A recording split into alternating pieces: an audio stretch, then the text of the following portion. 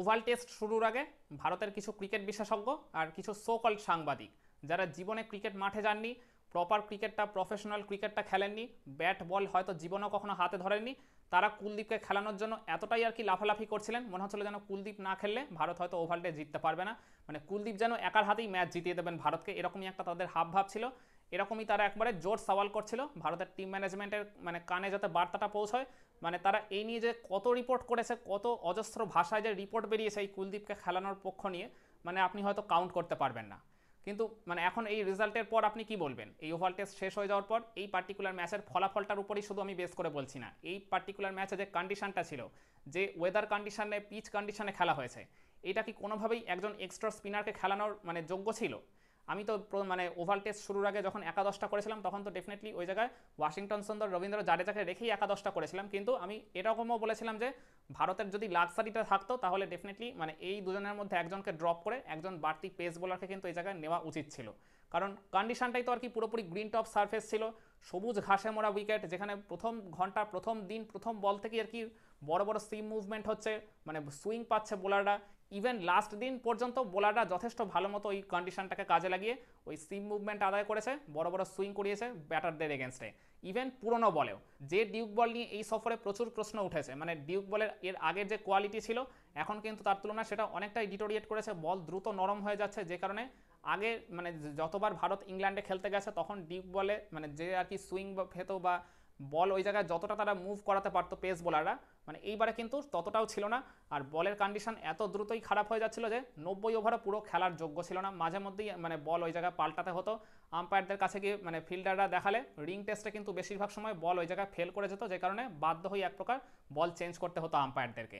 তো এইরকম একটা বিরূপ কন্ডিশনে একজন স্পিনারকে যদি বাড়তি খেলাতো ভারতের টিম ম্যানেজমেন্ট, তাহলে তো ডেফিনেটলি এই জায়গায় মানে ওভাল টেস্টের রেজাল্টটা তো আমরা মানে আমাদের পক্ষে নিয়ে আসতেই পারতাম না, ইভেন মানে বুমেরাং হয়ে যেত পুরোপুরি, আর আমরা একবারে বাজেভাবে বিধ্বস্ত হয়ে এই ওভালে হয়তো হেরেই যেতাম। আর যার ফলে এই সিরিজটা যে আমরা ড্র করে এখন কিছুটা হলেও মাথা উঁচু করে তো দেশে ফিরতে পারছি, এটা তো হতোই না। মানে প্রবল সমালোচনার মুখে পড়তো পরবর্তীতে ভারতের টিম ম্যানেজমেন্ট। তখন যারা ওই কুলদীপকে খেলানোর পক্ষপাতী ছিলেন তারাই আবার উল্টা বলতেন যে ভারতের টিম ম্যানেজমেন্টকে এই পার্টিকুলার স্ট্র্যাটেজিটা নেওয়ার জন্য প্রশ্নবিদ্ধ করতেন, মানে নিজেরাই ওই জায়গায় খেলানোর জন্য পক্ষপাতী থাকতেন, আবার নিজেরাই পরবর্তীতে হারের পর প্রশ্ন তুলতেন ভারতের টিম ম্যানেজমেন্টের এই ডিসিশনটা নিয়ে। আপনারা যদি ওভাল টেস্টের ইনিংস বাই ইনিংস একটু বিবেচনা করে দেখেন, তাহলে ভারতের প্রথম ইনিংসে ইংল্যান্ডের তরফ থেকে মাত্র 2 ওভারই স্পিন করানো হয়েছিল। জ্যাকব বেথেল 2টো ওভার বোলিং করেছিলেন, বোধহয় সম্ভবত 4 রান খরচ করেছিলেন। ইংল্যান্ডের প্রথম ইনিংসে ভারতের তরফ থেকেও কিন্তু ওই মাত্র 2 ওভারই স্পিন করানো হয়েছিল রবীন্দ্র জাডেজাকে দিয়ে, সম্ভবত 11 রান তিনি কনসিড করেছিলেন। আর ভারতের সেকেন্ড ইনিংসে ইংল্যান্ডের তরফ থেকে বোধহয় ওই জ্যাকব বেথেলকে দিয়ে 4 ওভার করানো হয়েছিল আর জো রুটকে দিয়ে সম্ভবত 5 ওভার করানো হয়েছিল, কিন্তু খুব একটা বেশি তারা কার্যকরী হতে পারেনি। রান হয়তো খুব বেশি দেননি, কিন্তু সেভাবে কিন্তু এফেক্টিভ তারা একেবারেই ছিলেন না বলা যায়।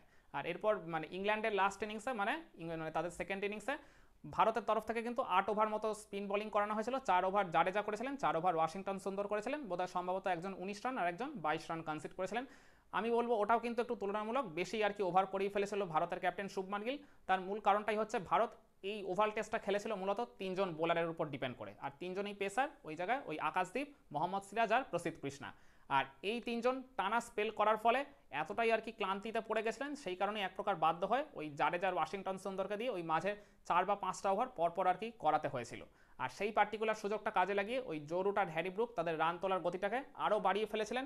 মানে তখন বলতে গেলে ম্যাচটা তো এক প্রকার ভারতের হাত থেকে বেরিয়েই গেছিল। ওই জায়গায় শুভমান গিল যদি আরও একটা বা 2টা ওভার বাড়তি করাতে নেই জাডেজার বা ওয়াশিংটন সুন্দরকে দিয়ে, ভারত কিন্তু ম্যাচটা আর জিততেই পারতো না। যখন ম্যাচটা মাত্র 6 রানের ডিফারেন্সে হেরেছে টিম ইন্ডিয়া, তখন ওই জাডেজা আর ওয়াশিংটন সুন্দর তো ওই জায়গায় প্রায় নিষ্প্রভ ছিলেন, স্পিন তো কোনো কাজই করছিল না, একেবারেই তো উইকেটে আর কি মানে কোনো রকম রোধ পায়নি সেইভাবে, কোনো ন্যূনতম ফাটল তো আর কি মানে প্রশ্ন ওঠেই না। পিচটা যেখানে আর কি শেষ দিন পর্যন্ত আর কি সবুজ ঘাসের আভা দেখা গেছে, সেখানে পিচটা যে ড্রাই হয়ে মানে একটু আর কি যে রোদ খাবে বা ওই জায়গায় ব্রাউনিশ হয়ে যাবে শেষ 2 দিনে, এরকমটাও কিন্তু কোনো স্কোপই ছিল না। যদি রোদ উঠতো প্রপারলি তাহলে একটা ডেফিনেটলি একটা মানে স্লাইড চান্স থাকতো যে শেষ দিন বল কিছুটা হলেও ওই জায়গায় টার্ন করবে বা স্পিনাররা সামান্য হলেও অ্যাসিস্ট্যান্স পেতে পারতো, কিন্তু সেই সুযোগটাই তো আর কি ওয়েদার কন্ডিশন দেয়নি। আর তার উপর আবার মানে মানে টানা বৃষ্টি পড়েছে এই ওভালে, মানে 5 দিনই আর কি বৃষ্টি হয়েছে, কোনো না কোনো সময় কিছুক্ষণের জন্য হলেও বৃষ্টি এসে ব্যাঘাত ঘটিয়েছে, যে কারণে উইকেটটা কিন্তু একদম শুরুর দিন থেকে শেষ পর্যন্ত ভালো মতো তরতাজা ছিল। যথেষ্ট ওই জায়গায় সিম মুভমেন্ট হয়েছে, সুইং আদায় করতে পেরেছে পেস বোলাররা, আর যে কন্ডিশনটা স্পিনারদের জন্য একেবারেই সহায়ক ছিল না। তো যারা ওই জায়গায় মূলত লাফালাফি করছিলেন, যারা প্রফেশনাল ক্রিকেটটা জীবনেও হয়তো খেলেননি, তো তারাই এই জায়গায় এরকম অযৌক্তিক টাইপের কথাবার্তা বলতে পারেন। ইভেন আমি এই বলবো ভারতের ওই মানে প্রাক্তন স্পিনার রবিচন্দ্রন আশ্বিনও কিন্তু ওই ওভাল টেস্টের আগে দেখেছিলাম একটা ডিসকাশনে তার ইউটিউব পডকাস্টেই তিনি ওই কুলদীপকে খেলানোর জন্য আর কি সওয়াল করেছিলেন। আশ্বিন মূলত একজন স্পিনার, আর তিনি ওই জায়গায় সবসময় স্পিনারদের পাশেই থাকবেন এরকমটাই বলা যায়। আর মূলত এই পার্টিকুলার রিজনের জন্যই এই মানে বিদেশে যখন সেনা কান্ট্রিতে ভারত খেলতে যেত, আশ্বিন যখন আর কি ভারতের টেস্ট টিমের অংশ ছিলেন, এই কারণের জন্যই কিন্তু আশ্বিনকে বেশিরভাগ সময় ভারতের একাদশের বাইরে থাকতে হতো, যেটা কিন্তু আশ্বিনের মানে গোটা ক্যারিয়ার জুড়ে একটা অনেক বড় হতাশার জায়গা ছিল।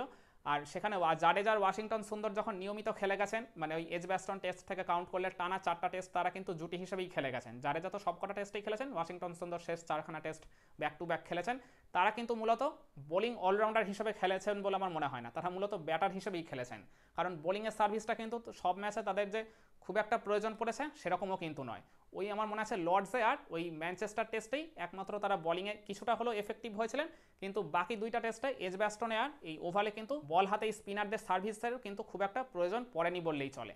মূলত তাদের ব্যাটের হাতটা এতটাই বেশি পরিমাণে ভালো, সেই কারণেই ভারতের টিম ম্যানেজমেন্ট তাদের একাদশ থেকে বাদ দিতে আর কোনো রকম দুঃসাহস দেখায়নি। সেই কারণেই আমি ওই ওভাল টেস্টের একাদশ বাছার আগে বলেছিলাম ভারতের হাতে যদি ওই লাক্সারিটা থাকতো, যদি তাদের হাতে একজন ভালো মানের পেস বোলিং অলরাউন্ডার থাকতো, নীতিশ কুমার রেড্ডি তো ডেফিনেটলি ছিলেন, কিন্তু ওই আনফর্চুনেটলি তিনি ইঞ্জুরির কবলে পড়ে যেহেতু ছিটকে গেছিলেন, সেই কারণেই তার সার্ভিসটা ভারত আর পায়নি শেষ 2টা ম্যাচে।